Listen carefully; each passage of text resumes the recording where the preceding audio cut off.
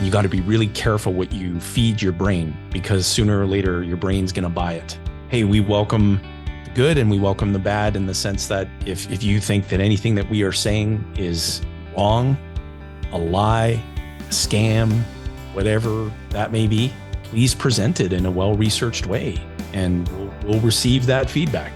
In other words, prove it. Good luck with that.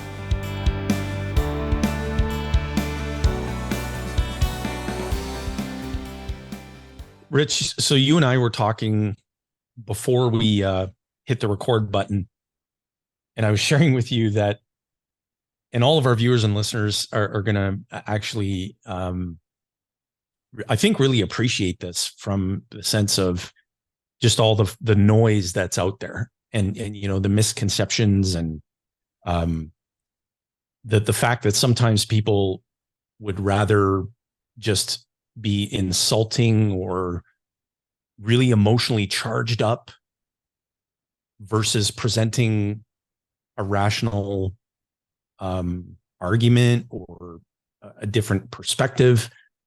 And this came up recently because, we do a lot of, as our viewers and listeners know too, we do a lot of content on social media. So we're on every social media platform. And Facebook is a really great platform for us, and we attract a lot of great people that we love to serve, and we run sponsored ads. And on this one ad, there was a comment from a person, and I'm going to share my screen. I mean, it's the person commented. It's out there. It's in the public domain.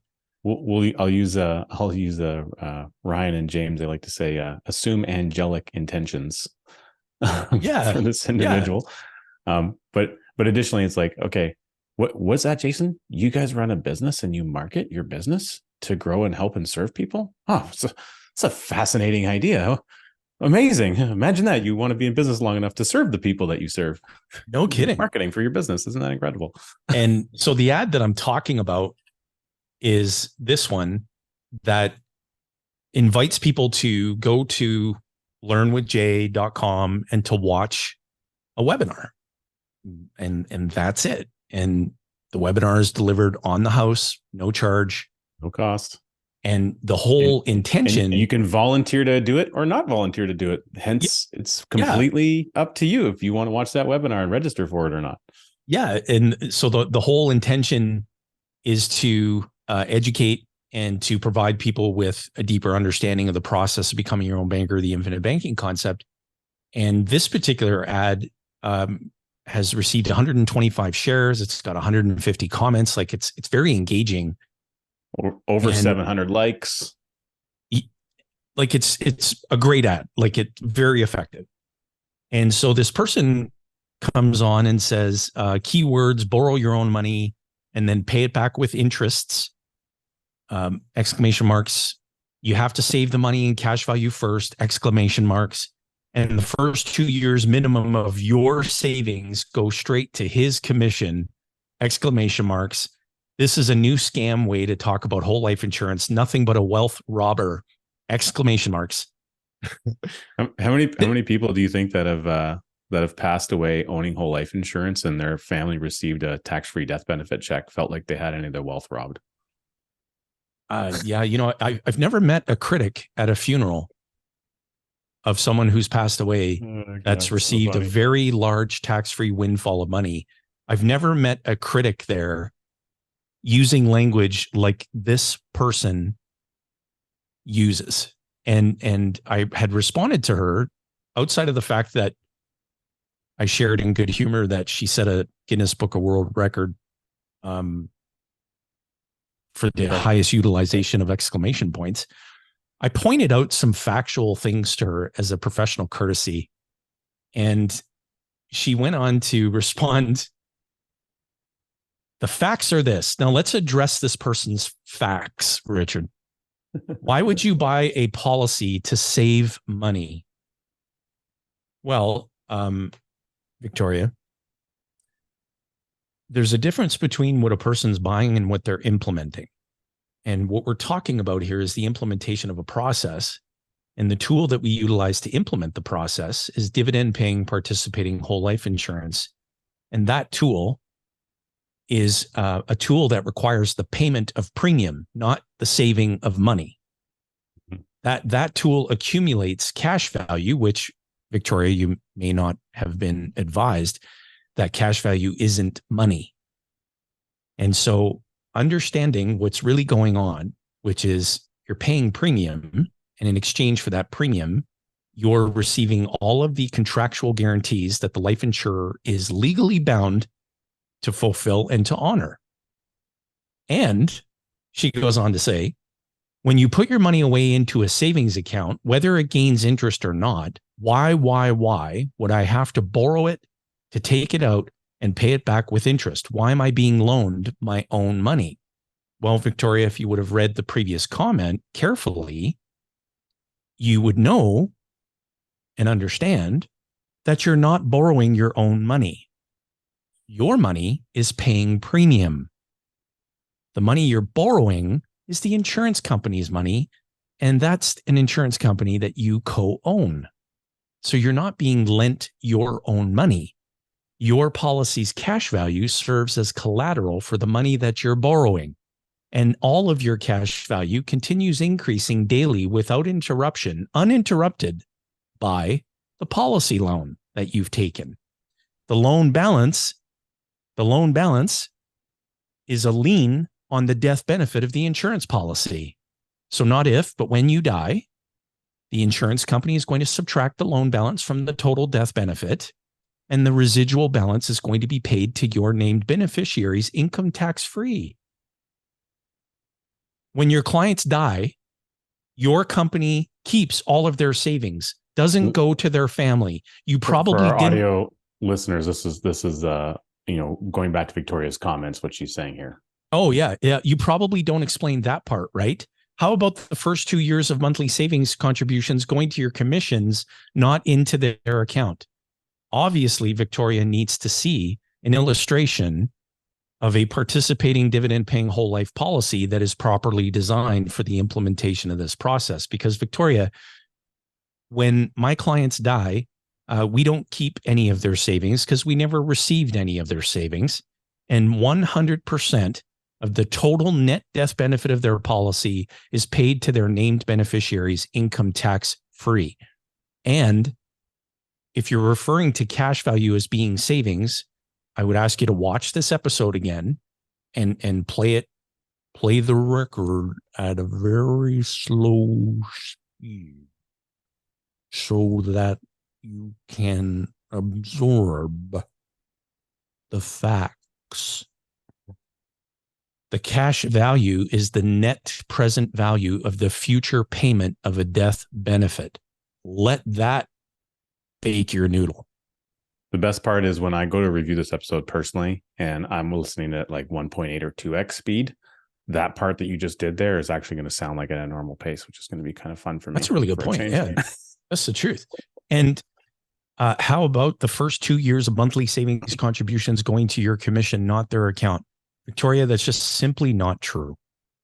And I'm sure that any life insurance carrier that is reputable would be more than pleased to walk you through how commissions are derived, the formula that's utilized to calculate them, and why they decide to pay what they do. We have no control over what the life insurance company pays a licensed advisor. So I would encourage you, as I shared in my previous comment, which you evidently glanced over, get in touch with the insurance company. If you're that concerned that they're paying me too much money, go ahead and let them know that you're concerned about that. And I'm sure they'd be happy to receive that feedback about their compensation process and policy. I didn't build it for them. And here's the thing that I think that's really important for people to identify. And this is a great topic to discuss. The insurance premium is actuarially calculated. That means an actuary who's gone to school for actuarial sciences and received a degree has looked at all these variables, and they have isolated those variables into a premium calculation. So lapses of policies, premiums coming in, death benefits being paid, the taxes that need to be paid to the Canadian government, which, so they don't charge you directly, it's charged indirectly through the cost of the premium, the expensive operation of the insurance company, paying the salaries of all the employees. All of these features are baked in. Comes down to a calculation that says this is the premium. Well, one of those features is something called the distribution. Well, I'm the distribution. Jayson and our team is the distribution. We're the distribution force. If there's a truck on a road taking groceries from where they grow fruit in California and it's trucking it across the border to bring it to a grocery store in Canada, that's part of the distribution mechanism. But, the truck driver is not going to do that without being paid. Would you believe it? He's got bills to pay too. So someone has to perform the function of distribution. That's what the insurance advisory force is for. Now, many life companies don't employ people directly to do that. They have contract people who are licensed and they have contracts with multiple companies. That's the category we fit in. They pre-calculate into the premium what that compensation is right in the premium. So the premium that a person willingly chooses to pay there's no fee in there. There's a premium. The premium does the job that it's intended to do, which is buying the insurance coverage. In that overall calculation, it's already pre-baked in whatever is allocated to the distribution force. Who the advisor is completely irrelevant. Every advisor gets the same amount of distribution that's baked into the cost of the premium. It's pre-calculated. We can't choose it. Who chooses? You know who chooses how much money I make, Jayson? Yeah. My clients. Yeah. They decide the premium. I don't decide it. They decide it. Well, we're blessed in that, we are compensated extremely well for what we do. And I make no apologies for that. And it's unfortunate that Victoria has such a big concern with it, but she's addressing it with the wrong person. She needs to go directly to the life insurance company and protest their compensation process and formula that has nothing to do with us at all. What would be great is if they just negotiated that down to zero so that nobody earned anything for selling insurance products. And then the result of that behavior is no one ends up with an insurance product. And then the result of that is that no benefits are received by the families that desperately need it. And then the result of that is we got to go beg on our hands and knees to the overlords at the government agencies to then come in with more programs to support everyone because there's no dollars that show up when we need it the most. Right. Insurance solves a social good by the virtue of its design. Yeah. And people are helped every single day because it exists. Yep. I'm with you. And she goes on to say, I am well educated. Thank you. I just have morals, unlike you. How about you read any books not written by a spineless insurance agent like you? Oh, do you like the exclamation marks? Well, I don't know, Victoria, if you can see my bookshelf behind me. I'm very well read. And then she brings up what I just suspected was coming. Authors like Susie Orman and Dave Ramsey, who have both had a significant influence on Victoria's communication style. I could go on, all say the same thing. I don't know if Victoria needs hooked on phonics or something, but I'm not sure what she means by that. One being, they call it whole life insurance because all your money ends up in a hole. I think that's a real catchy phrase, Victoria, but it's certainly not a factual representation. That's for sure. And then she goes on and says, it is sad that there are people like you out there in this world. Well, I would invite you, Victoria, and I'm happy to give you the names provided my clients would be agreeable to it. The surviving families of clients that I've delivered millions of dollars of death benefit to. If you're open to it, I'm happy to share their contact info and go ahead and read them, what you shared with me. And I'd be curious to know if they share the same sentiment. Because again, like I shared with Richard earlier, I haven't met or come across or ran into Dave Ramsey, Susie Orman, or any other critic at a grieving family's funeral. What I do, though, is show up with a very significant sum of money that's delivered tax-free and gives the family a right to go on living. And then she goes on to say, you give salespeople an insurance agent, I don't know who that insurance agent is, a bad name. Shame on you.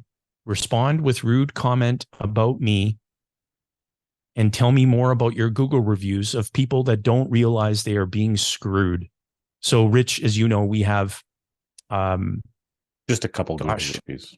Yeah, like we've surpassed 1,000. I don't know what the exact number is today, but it's probably somewhere in the 1,200 plus range of 5-star Google reviews, and of course they're all wrong and Victoria's right. Yeah, all those people that left those reviews must need their head examined. Yeah, and she says, infinite banking for whom? When does life insurance pay out? When you die? Why give your money to an insurance company to save? Best legal scam ever. Sweet dream. I will pay for your clients. Pray for your clients. You know what would be better? What a wonderful demonstration of maturity. At no point did she say anything that would even remotely resemble a rational thought. I was dumber after reading her comments. What's interesting is, of course, I'm going to just take a wild stab. I'm going to assume she doesn't have any insurance coverage, but let's hope that her family is protected in some way. But you know what would be a much better idea? We should just blindly put all of our money into the market instead, and just wait for the market to give us everything that it claims it will do on all those. You know, I understand that if you just leave it in there and over time, it just always works out. Yeah. For every single person, like no one ever gets screwed by having their money wrapped up in the market. Right. And having that as a place to make sure their family is also protected. Right. Like what are we talking about here?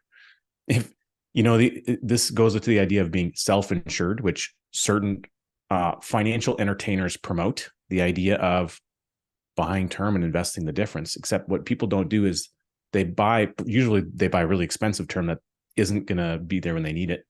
And then they don't invest the difference, they spend it. So there's no difference to invest, which means they don't have the investments, and the investments don't perform anyway. They're being fed some lie that they're going to get a magical 10% return every single year, which I've never met anybody in 15 years that's received that.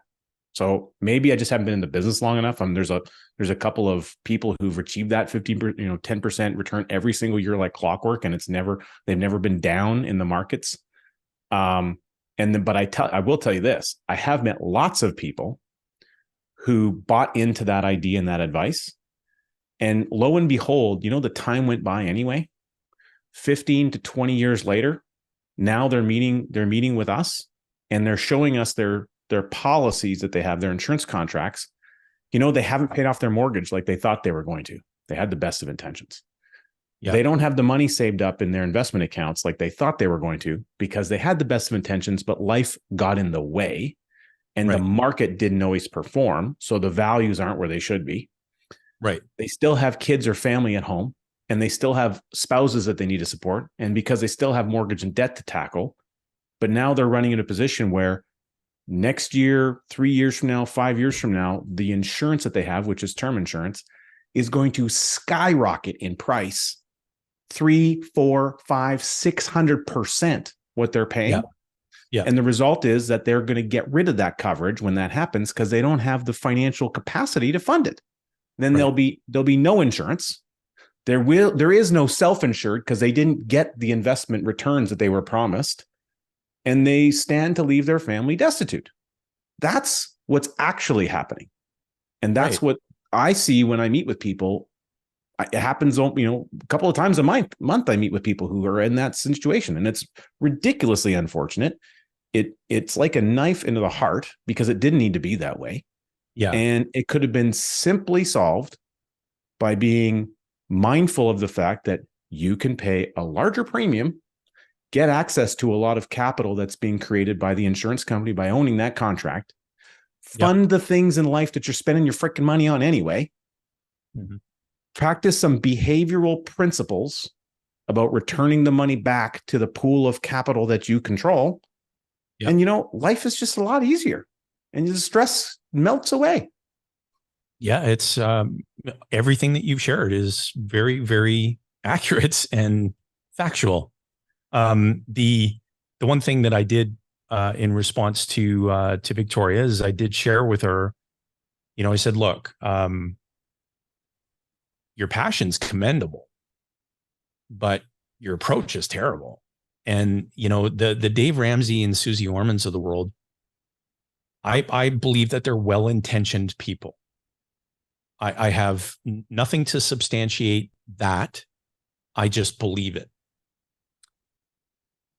Where people, I guess, may be a little bit ill-informed is that, the Dave Ramseys and Susie Ormans are compensated very well to not understand dividend paying participating whole life insurance or the process of becoming your own banker. The distinction being a product versus a process. They're compensated really well to not understand that. And I went on to share with Victoria in my response to her that while I could have simply just blocked her because of the tone of her remarks, I decided to issue a thought challenge to her. But it's going to require some research, some extensive research. And that challenge I brought to your attention, Rich, today, because I said, hey, you need to be aware of this, because my hope is that, Victoria goes on a journey of learning and she comes to some very well-researched conclusions that are factual, and she can look at them and say, wow, okay, I learned something new. And boy, was I ever wrong. And so what I shared with her was, you go ahead, you recruit any life insurance carrier in Canada that provides dividend paying participating whole life insurance contracts, and prove even one of your remarks as being factual and any of mine as being wrong. Put together a dissertation, have the life insurance company itself validate in writing your dissertation. We'll invite you onto the show, and you alone. So Dave isn't welcome. Susie's not welcome. You and you alone present your research, and I will publicly acknowledge your subject matter expertise, and I will donate personally from those commissions. I will donate up to a maximum of $10,000 to any person or organization that you choose. And in this healthy thought challenge, we both get to win, and we get to put an end to your embarrassing temper tantrums. It's your golden ticket to stick it to me, and I'll receive that feedback if the insurance company says, hey, yeah, he's absolutely wrong. Everything that he shared with you is incorrect. And it's my golden ticket to bless someone else's life in a positive way, or some other organization in a positive way. And you're the one who gets to choose who receives all that blessing. I don't take anything that she says personally, although she took it upon herself to insult me personally. I don't care what she thinks. But to express with such emotionally charged sensitivity, keyword warriors, random, incoherent, there isn't anything that she shared that could be categorized as a rational thought. And so I'm asking her to go and learn something and present it, provided that she's able to identify anything that she shared as being factual, because she said, hey, these are the facts. And I can absolutely assure you they're not. And so my hope is that she goes on this journey, and I wish her well. I wish her the best. And obviously, she's got some issues or whatever. And don't we all?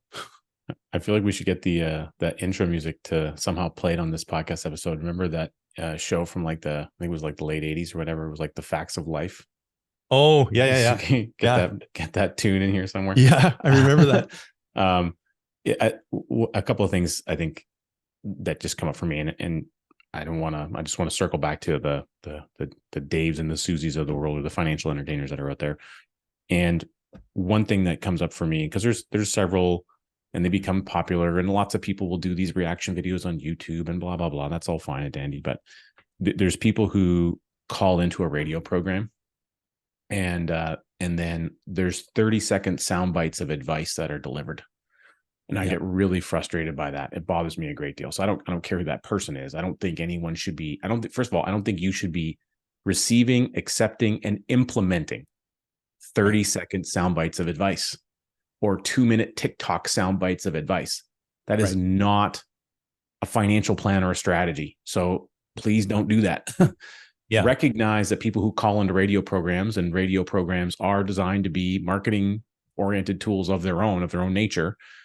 But if you're asking a few questions and the person who's taking those questions doesn't know anything about you and your circumstances, they are not equipped to be providing you any advice. And what happens, and I've heard this on several programs for said financial entertainers, they will take very small snippets of information and they will recommend right there live on a call on the spot publicly for people to cancel life insurance policies. Yeah. They don't ask if that person's still insurable. They don't even know. They don't know. Maybe they've got cancer. You're going to tell that person to go cancel an insurance policy? Like, you have no earthly idea how that's going to be interpreted. And in my opinion, and I couldn't validate it, but I have a hard time thinking through logically how there hasn't been people and families left effectively financially destitute because of bad 30-second soundbite advice like that they've received and then taken action on without running it by anyone else to actually confirm if it was a reasonable idea, given their own financial circumstances. So I do have a real beef with that. I think it's severely damaging to the general public. And I'm glad that our listeners are smart enough to not do that sort of thing. But it really, really frustrates me. I as you know, Jay, I like to look out for the little guy. And I feel like conversations like that happen on these type of radio programs.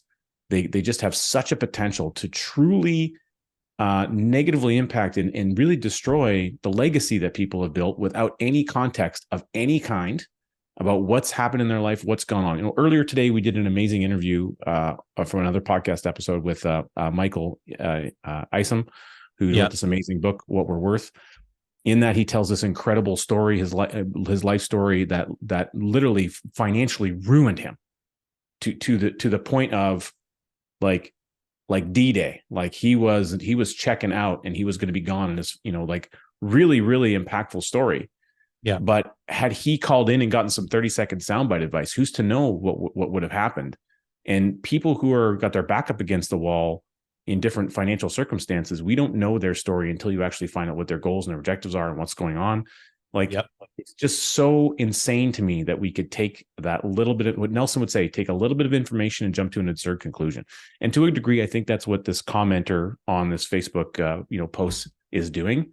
And I find it also interesting, it appears, at least based on the, I don't know if the image is correct, but it based on the image of the person's, profile, it looks like a young lady, and maybe 30, not even, probably, to have such a intense level of reaction to a sponsored ad about choosing to opt in to a free webinar.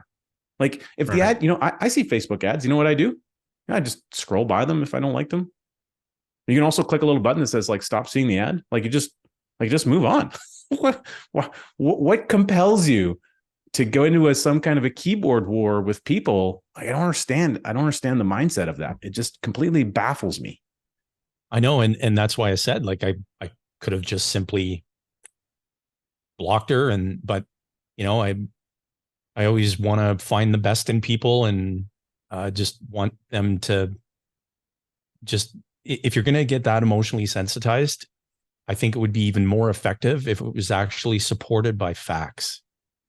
And so Victoria has a lot to learn, and I hope that she, embarks on that journey, and certainly wish her all the best. But yeah, people do that, right? Some people just do it to kind of incite a reaction, like people will come on and, say something really dumb, or, this is just a scam. right, Jayson? That 200 and I'm just life like, insurance, that must be a scam. Yeah. And I'm just like, let the adults have a conversation. Okay. Let the adults talk. Oh God. Like it really, for me, I think again, ads can really get people kind of just like totally charged up just because it's an ad. And it's like, wow, just take a deep breath and just calm yourself down a little bit. But I wanted to share this with our community because I think it's important for people to know all the financial noise that goes on out there. And the Dave Ramsey's, the Susie Ormans, that's part of their style. They can be incredibly rude and condescending, and they have no difficulty putting people down. They have no difficulty putting people down, belittling them publicly. Live. That's right. And people like Victoria see that and have obviously picked up on some of that behavior, and it's incredibly unfortunate. But I thought it was helpful to share this, and hopefully our viewers and listeners get some value out of hearing the truth. And Nelson felt that people who recognize and understand the ability to implement a process, as he described in his book, they would find the message. They wouldn't, they would be able to cut through that noise pretty quickly. And I believe that to be true. He says on page 34 of The Arrival Syndrome, if you understand what's really happening, you'll know what to do. And I recognize that, this book has sold well over 500,000 copies worldwide. It's only been in print now for it's in its 23rd year. Yep. I mean, I think that's a pretty impressive scenario, seeing as how it's self-published. I mean, what more proof do you need? Take a look at all of the, look, just in Canada alone, think about the size of the participating accounts of the major insurance companies in Canada.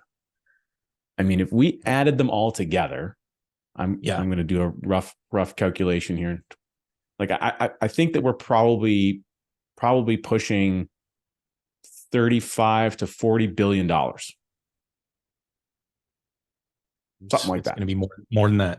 Okay. Well, yeah, whatever. Let's just pick the number and say it's 50 billion and growing. Yeah. Man, all those Canadians paying that insurance premium must be something wrong with them. They really must have been asleep at the wheel. Yeah, it's and again, there's my dad, my late father, used to say, because my dad he just had a real way of, he just wouldn't be reeled into any type of conversation with someone who was communicating things that just simply were not true. And if they were doing it in a way that was really, rather than speak the truth, you start throwing insults and, speaking in a very immature way. My dad would say, like, you can't match wits with somebody who has no emotional intelligence. And he would literally just not talk to you if you were behaving that way, because he wouldn't give you the time of day. And so, you and I, we share this often, and it's the absolute truth. We wish the best for everybody, but some people just don't want the truth, even when it's presented in a logical, well-researched way with a proven track record. Even presented with all of that, a person who prioritizes emotion over facts and logic is never going to grasp it, because they've already programmed their brain in that fashion. And you got to be really careful what you feed your brain, because sooner or later your brain's going to buy it. And so, hey, we welcome the good and we welcome the bad, in the sense that If you think that anything that we are saying is wrong, a lie, a scam, whatever that may be,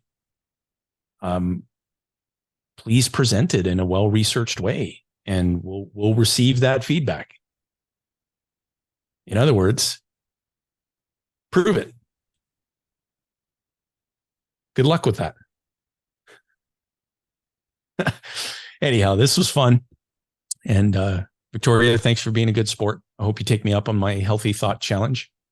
And I'd be happy to receive an apology from you if you're mature enough to do that. But if not, take care. Wish you all the best. And the other thing, we always sometimes we forget to mention it, but it's there. It's the next video that has shown up. We want you to continue your journey of learning. And we also want to mention too, as we're going to do on each of our shows, head on over to the Nelson Nash Institute YouTube channel. Again, that's the Nelson Nash Institute YouTube channel. And when you get there, subscribe. There's a ton of great content. You can learn directly from the developer, the pioneer of the process.